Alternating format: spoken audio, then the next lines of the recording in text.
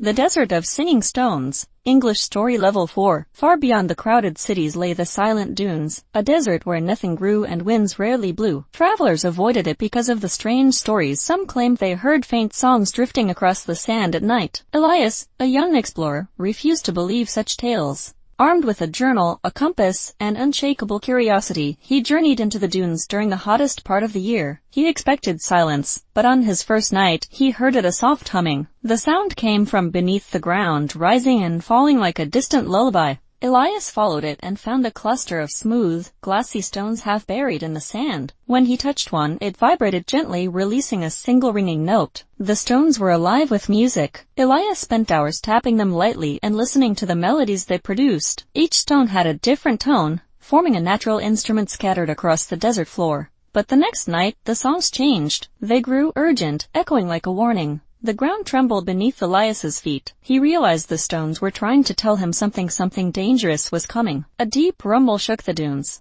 The sand shifted, forming a sinkhole around the cluster of stones. Elias scrambled back as the earth cracked open, revealing an underground cavern glowing with blue light. Inside the cavern, enormous crystal pillars rose from the ground. They pulsed with color, and each pulse matched the rhythm of the singing stones above. Elias understood then.